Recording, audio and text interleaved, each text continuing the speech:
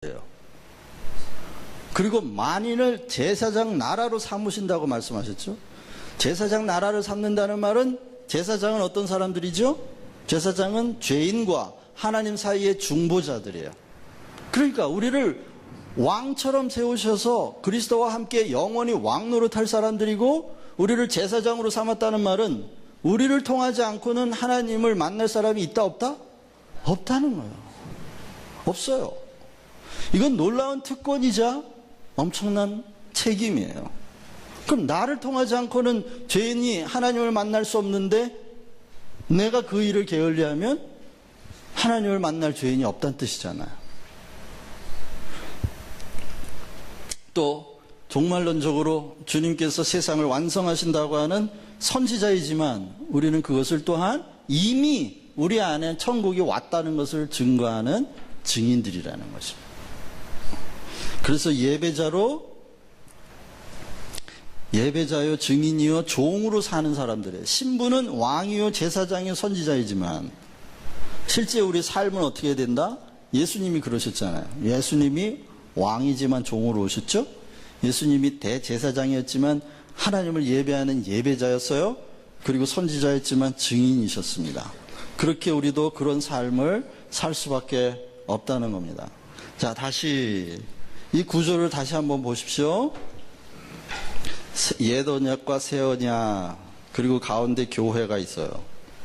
자, 그런데 교회에 지도자들이 있죠. 물론 제자들 가운데 지도자가 있어야 되겠죠. 그런데 앞에 두 바퀴가 예수 그리스도의 이름과 성령이라 그랬고, 가운데 핸들이 하나님의 뜻을 나타내는 하나님의 주권이라 그랬는데, 각 지교회, 우주적인 교회의 이 운행을 맡고 계신 분은 누굴까요? 누가 그 일을 하실까요? 성령님이 그 일을 하세요. 그런데 각 로컬 처치, 이런 지상교회의 이 교회가 어느 방향으로 가야 되는지 누가 그걸 맡았어요? 성령께서 이용하시는 분이 누구예요? 지도자예요. 교회 지도자. 그러면 교회 지도자가 잘못 이 방향을 틀으면 교회가 어디로 가요? 그냥 또랑으로 곤두박질 하는 거예요. 온전케 되는 성장으로 가지 않고, 이 지상교회는 그런 위험이 있어요. 왜요? 아까 말씀드렸죠. 교회는 복음이 성육신한, 다시 말하면 인간의 연약함과 인간의 유한함이 여전히 함께하는 그런 곳이기 때문에, 인간의 연약함이 자칫 하나님의 뜻을 잘못 알고 이 핸들을 움직이면 교회가 그렇게 곤두박질 칠 수 있다. 그래서 지도자가 얼마나 중요한지 몰라요? 자, 성부의 뜻의 교회의 방향이 달라지지 않도록 핸들을 고정하는 의지와 해안을 가져야 한다. 지도자는. 자, 지도자는요, 자기 뜻대로 막 교회 핸들을 이렇게 돌리는 게 아니에요. 그게 아니라 하나님의 뜻을 알고 그 뜻의 핸들이 다른 데로 가지 않도록 핸들을 꽉 잡고 있는 사람이에요. 이게 막 트는 게 아니고. 이미 고정돼 있어. 교회의 핸들은 어디에 고정돼 있죠? 하나님의 뜻이 뭐예요? 궁극적으로 모든 사람을 살리는 게 하나님의 뜻이에요. 그러니까 지도자가 항상 해야 할 질문은 뭘까요? 그러면 뭐가 살리는 길이냐? 뭐가 사는 길이냐? 그 질문을 항상 해야죠. 그래서 교회가 살리는 길로 가지 않고 서로 죽이는 길로 가면 어떻게 해요? 살리는 길로 틀어야지. 왜? 아버지의 뜻은 다 아들을 보고 믿는 자를 다 살리는 게 뜻이에요. 그러니까 생명이 뭐고 살리는 게 뭔지 지도자가 눈이 어두우면 교회는 자꾸 현실적인 문제를 피하는 데 급급해서 열리 갔다 저리 갔다 열리 갔다 저리 갔다 하다가 결국 방향을 잃어버리고 교회는 풍지박살되고 만다. 그래서 지도자들은 언제나 생명이 뭐고 살리는 것이 무엇인가, 하나님의 뜻이 어디로 고정되어 있나, 성도들을 살리는 일이 뭔가, 양들이 지금 죽을 잡초를 죽는지도 모르고 막 먹고 있어요. 그럼 어떻게 그냥 둬야 돼요? 아니면 야단을 쳐서라도 그걸 못 먹게 해야 돼요. 못 먹게 해야죠. 그런데 이게 잡초인지, 이게 못 먹을 독초인지, 아니면 이게 먹으면 양식이 되는 양식인지, 이거를 지도자가 모른다 그러면 살리는 길로 인도를 하겠습니까? 모르겠습니다. 지금 막 양들이 막 우리 안에서 서로 치고받고 막 싸워요. 막 그냥 받으면서 싸워. 그 내버려두면 어떻게, 다 죽잖아요. 어떻게 해요? 안 싸우게 해야죠. 그래서 우리 목사님이 매일 그러시잖아요. 싸우면 안 됩니다. 싸우면 안 됩니다. 매일 큰 하나님의 뜻이 우리를 살리려는 데 있다는 걸 아시는 거예요. 싸우면 다 죽으니까. 싸우면 이긴 사람부터 죽어. 예? 이긴 사람부터 죽어. 진 사람은 딴 데 가서 살아. 이긴 사람은 남아서 죽어. 자기도 죽고 남은 사람 다 죽여. 그게 영적인 원리예요. 그러니까 목사님 그렇게 싸우지 마세요. 싸움 있는 데는 가지도 마세요. 그러는 거예요. 그래서 지혜와 계시의 영으로 충만해야 되고, 언제나 지도자는 삶의 정황과 진리를 잘 파악하고 있어야 되겠죠? 왜요? 언제나 우리 삶은 삶의 정황이라는 것이 우리 신앙의 자리이고, 교회는 우리 삶의 정황 속에 세워져 있기 때문에 그래요. 진리에 대해서 잘 알아야 되는데, 특별히 지도자는 율법과 은혜가 무엇인가에 대해서 통찰력 있게 알아야 돼요. 왜? 율법은 옳고 그름을 따지지만 결국 우리를 죽이는 거고, 은혜는 좀 멍청한 것 같지만, 미련하고 약한 것 같지만, 은혜는 결국 우리를 살려내는 거기 때문에 그렇습니다. 그렇죠? 예수님이 그러셨잖아요. 바울이 그랬죠. 하나님의 미련한 것이 인간의 지혜보다 낫고, 하나님의 약한 것이 인간의 강함보다 낫고. 예수님이 약해 보이셨잖아요. 예수님이 미련해 보이셨어요. 십자가는 미련한 것이라 했어요. 미련한 것이다. 헬라인이 볼 때는 미련한 거예요. 응? 야, 십자가가 너희를 구원한다는 걸 믿는 게 미련하다. 이스라엘에 있는 조그만 마을에 30대 청년이 십자가에 달려 죽은 걸 가지고 인류의 구원이라고 믿는 너희들은 참 미련하구나.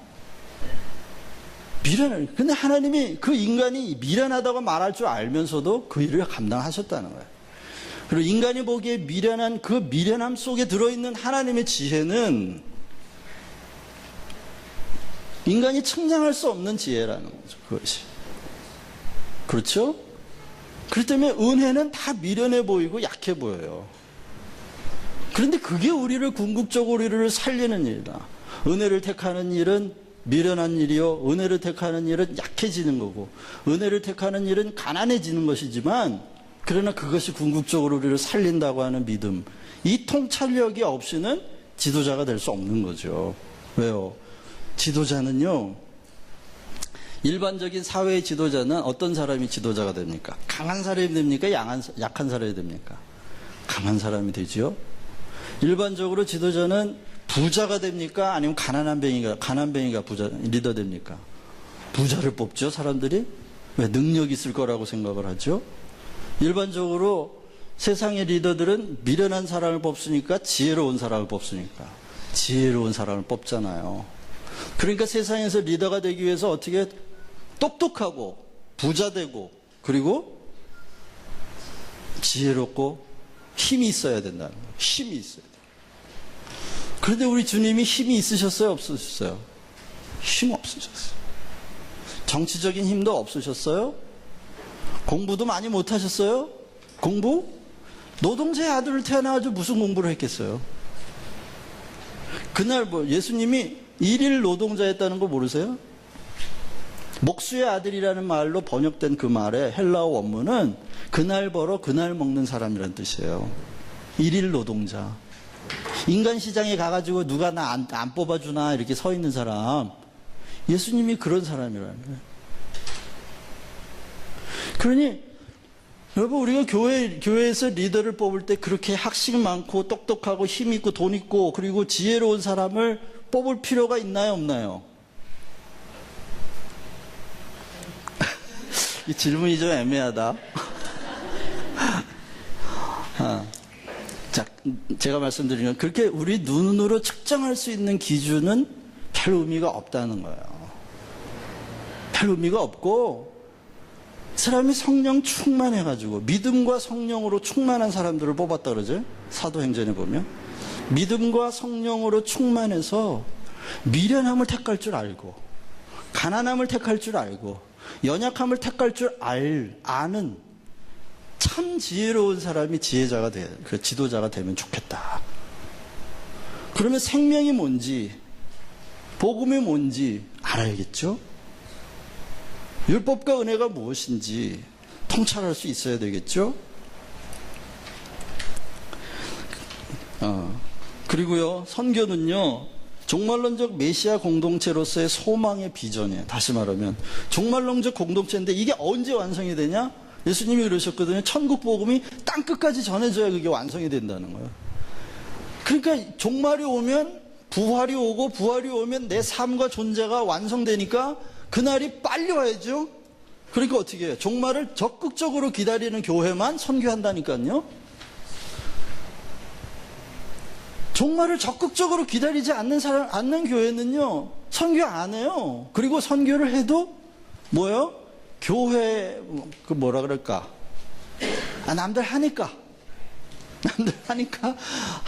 체면상 하는 거고, 그냥 돈만 보내주면 선교하는 거라고 생각하고, 뭐 교회를 좀 이렇게 우리도 선교하는 교회 뭐 이런 얘기 하고 싶어가지고 아니라니까요.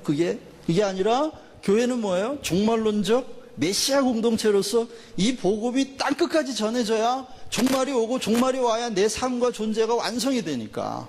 그러니까 이게 적극적으로 기다리는 거야. 보내면서. 그래서 구약은 와라, 신약은 뭐예요?